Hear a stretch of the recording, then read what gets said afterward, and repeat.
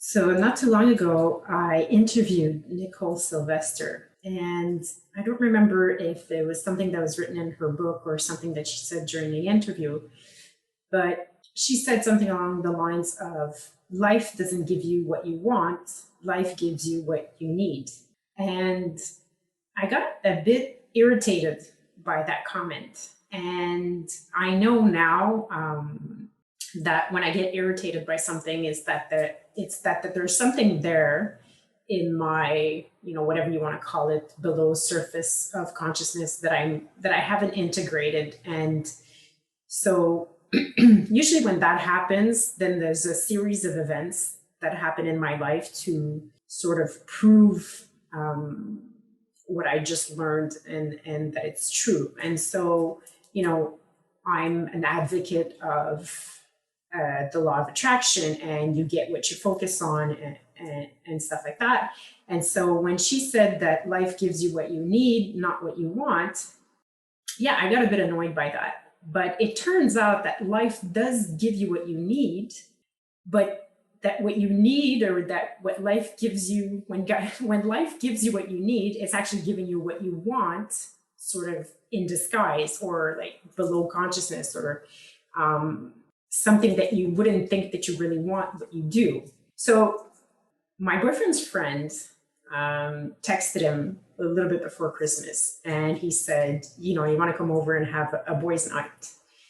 And okay, so just to make sure we're COVID friendly, my boyfriend's friend is single, and he's allowed to either come over to our place. He chose us as a place that he can go to during the holidays, or we can go to his place. So we're COVID compliant, just to put that out of the way. So he texted him a little bit before Christmas, and he said, "Do you want to have a bros night?"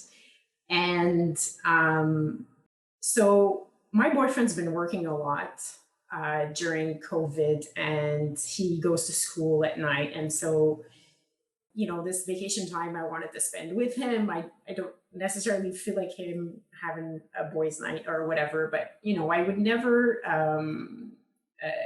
stop him from, doing whatever he feels like doing. So, I could have played it a number of ways. I could have, been a bitch about it and said no. I could have, uh, passively aggressively manipulated him. I could have emotionally tried to manipulate him.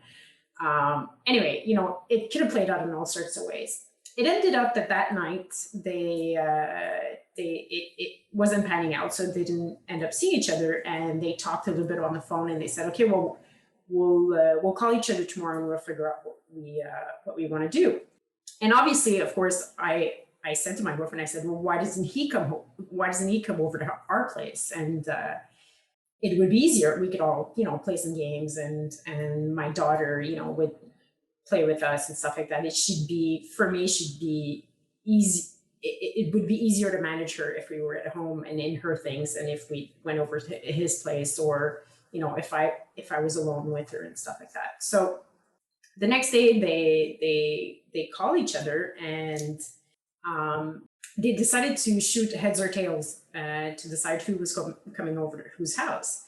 So, go back to, the universe giving me what I want. I was like, I kept picturing him coming over so that, it would manifest in my reality. And so I think we had chosen heads for him to come over. No, we had chosen tails for him to come over. And so I kept, manifesting or thinking that, whatever heads or tails would pop up. So we had chosen tails. And so I kept imagining tails, and I kept imagining him coming over, and lo and behold, heads comes out. And so we lose. And so there's a moment of silence, and I said, well, okay, whatever, it's in my head. I'm like, okay, well, I guess the universe is not on board with this, or, I'm not getting what I want. And then they said, is that all right with you? And I said, no. And I was like, it wasn't a bitchy no. It wasn't. It was kind of like a little bit of a funny no. And then and then there was a more awkward silence, and my boyfriend said, "Oh, awkward," you know. And then, but I expressed what I really wanted, and whatever outcome would have come out of that would have been fine by me because I felt really good about expressing in harmony with, expressing myself in harmony. So not being bitchy about it, not being manipulative about it, not being mean about it, or whatever. I said no. I regardless of all the reasons why. And then he said, my boyfriend's friend said, okay, well, I don't mind coming over.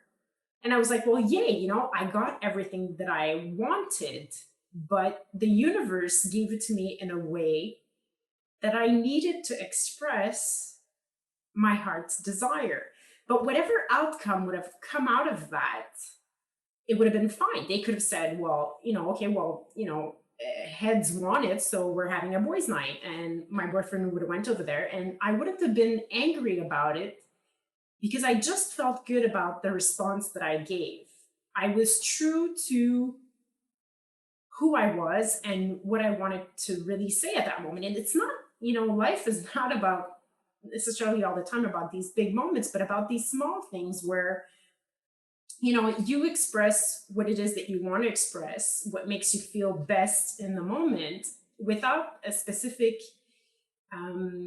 result in mind. Well, yes, you can think about the result, but not necessarily being attached to that result. So honestly, whether they would have, I was somewhat happier because he came over.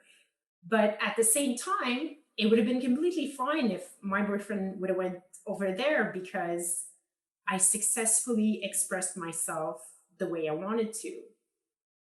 So that's what really life is all about. And so to go back to like Nicole's statement, yeah, life gives you what you need because life knows best. And in the sense that it gives you what you need in order for you to express yourself truly, harmoniously, and authentically. And that's just it. It doesn't matter the outcome. It just matters how you feel while you're doing something.